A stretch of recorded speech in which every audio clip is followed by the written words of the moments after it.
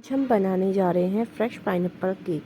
तो यहाँ पे मैंने केक को बेस को ऑलरेडी बेक कर लिया था। जिस टिन में बेक किया है उसमें मैंने इस बार सिर्फ ऑयल से ग्रीस किया है, ये देखने के लिए कि केक को बाहर निकलने में कोई दिक्कत तो नहीं हो रही है और कोई प्रॉब्लम नहीं हुई। केक जो है टिन में नहीं चिपका और अच्छा बेक हुआ है।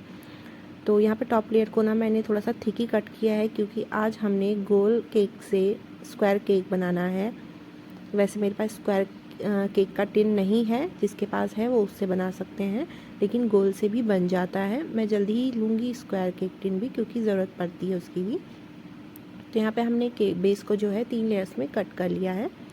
अब हम इस पर क्रीम हमने बना के रखी है और शुगर सिरप, और ये जो पाइनएप्पल का चंक्स बनाए हैं हमने वो घर पे ही बनाए हैं, बिल्कुल फ्रेश पाइनएप्पल ला के।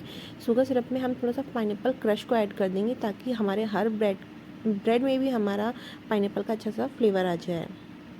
तो देखो, घर पे जो पाइनएप्पल हम फ्रेश लेके आते हैं उसका जब हम घर में बनाते हैं उसमें मेहनत तो बहुत लगती है, क्योंकि पाइनएप्पल को कट करना, उसको कट करने की भी ट्रिक होती है जिससे वो इजीली कट हो जाता है। मुझे तो पूरा 1.5 घंटा लगा था लेकिन इसको कट करने में।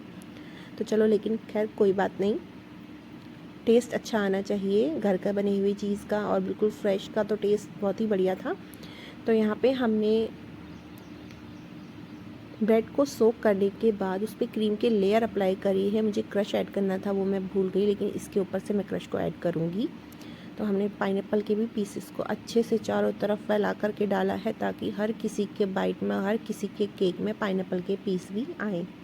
अच्छे से भर भर के डालना है, क्योंकि जब अगर कस्टमर आपको पैसे दे रहे हैं जितना आप कह रहे हैं, तो आपको चीज़ भी उसी हिसाब से बढ़िया करके देनी है। तो यहाँ पे हम इसी तरीके से सेकंड लेयर को भी अप्लाई करेंगे। ब्रेड के बाद क्रीम लगा के उसके ऊपर क्रश डालना है, उसके ऊपर से आपको पाइनएप्पल के पीसेस डालने हैं, और उसके ऊपर से हम थोड़ी सी क्रीम इसलिए लगा रहे हैं ताकि उसके ऊपर जो हम ब्रेड रखेंगे ना, वो हमारा स्लिप ना हो हमारे पाइनएप्पल के पीसेस के साथ। क्रीम की वजह से क्या होता है ना, ब्रेड चिपक जाती है उसमें। सबसे लास्ट लेयर को हमने सबसे टॉप में रखा है, क्योंकि वो बिल्कुल फ्लैट होती है, तो हमारा केक भी बिल्कुल सीधा बनेगा। तो इसको हमने क्रम कोट कर लेना है अच्छे से। क्रम कोट करने के बाद मैंने आधा घंटा इसको फ्रिज में रखा था, क्योंकि इस केक को मुझे हाथों हाथ कट करना था। अगर आप तुरंत बनाने के बाद और क्रीम थोड़ी सी भी लूज़ हुई तो ये कट करने में बहुत प्रॉब्लम कर सकता है, तो थोड़ी देर फ्रिज में इसको ज़रूर रखें। तो यहाँ पे मैं इसको ट्रांसफ़र कर रही थी दूसरे बोर्ड में। उसी बोर्ड में भी रख सकती थी, लेकिन वो बोर्ड स्क्वायर में बनने के बाद वो बोर्ड के कॉर्नर तक आ जाता है, वो कॉर्नर निकल जाते हैं हमारे स्क्वायर्स के। आप जो सेंटर का है ना, अब अगर आपको ज़्यादा उसमें गैप दिख रहा है तो आप इस केक को थोड़ा सा कट करके एडजस्ट करके उसमें सेंटर में वो चीज़ें फिल कर सकते हैं जो आपने स्टार्टिंग में ब्रेड को कट करके अलग किए थे।